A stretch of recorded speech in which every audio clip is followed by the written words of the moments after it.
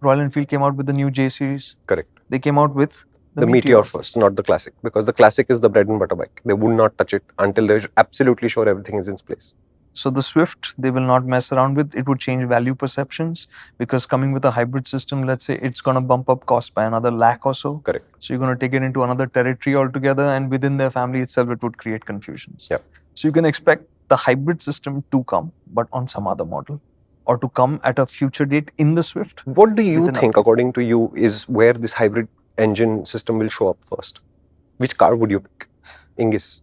Ignis, no chance. It'll have to be one of the high-end ones. So Baleno, Franks. Ciaz. Oh, with this engine, I don't know. The Ciaz has not been updated in what? 32 years now?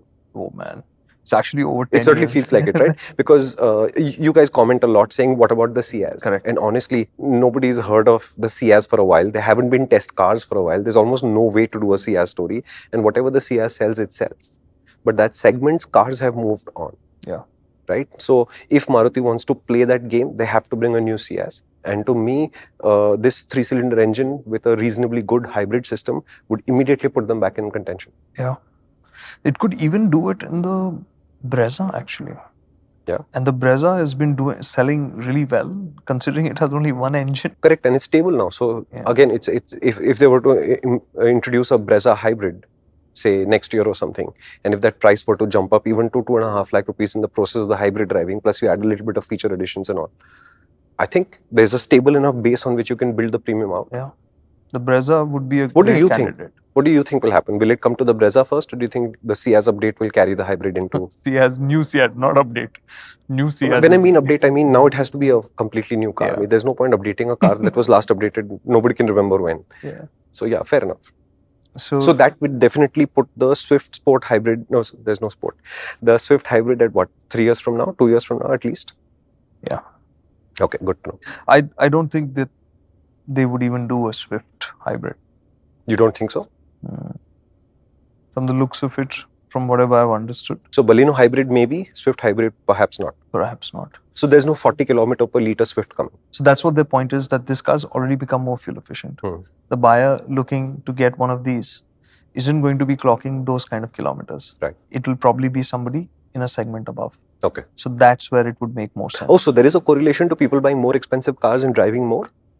I think so, because when you're talking about more versatile cars, right? Like that way. Okay, right? fair. Like a Brezza, for instance, I can assume safely that you do more things with that car. Right, fair enough. Right. And the Swift therefore will primarily be a city-oriented family car in that sense. A more young person's car, so necessarily not running around that much as well. So the older people are doing more than the younger people is the inference that I'm drawing from this. Dude, fix it. Younger people are having fun. Get out there, get off your phones, go do things. So, engine-wise? Fuel economy, you didn't give a number. How much is it gone up, gone down? We'll put it up. I don't have the number, but it's up by 10-15%. So from, let's say, from 23 to 25 or something. Fair enough, okay. Right? In the time that I spent with the car, both the cars, and drove 80-something kilometers, 80-90 kilometers in the AMT.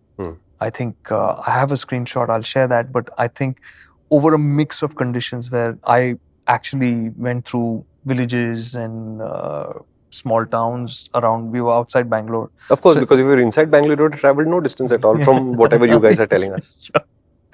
So instead of sticking to the highway, I spent a lot of time doing the B roads, and it was gorgeous. Yeah. The weather was awesome, and I can't believe that there are some really beautiful roads. I actually wanted to tell you some really awesome roads, which were just like, you don't realize they're just literally 5 minutes from the highway. Yeah.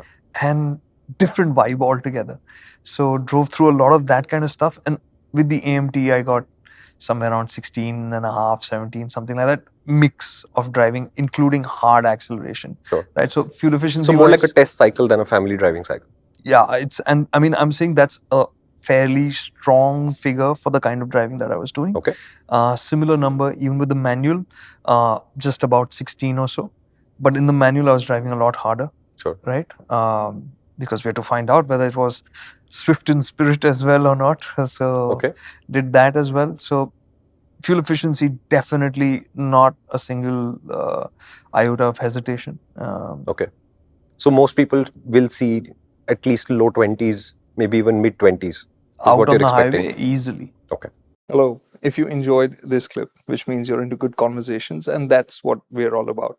It's really hard packing in the essence of an idea into a 60-second clip. This 3-minute, 5-minute video would have given you a sense of that, and you can enjoy this entire conversation in its full glory on the MotorInc channel. So why don't you head out over there and subscribe to that, and you could subscribe to this channel as well if you enjoyed it.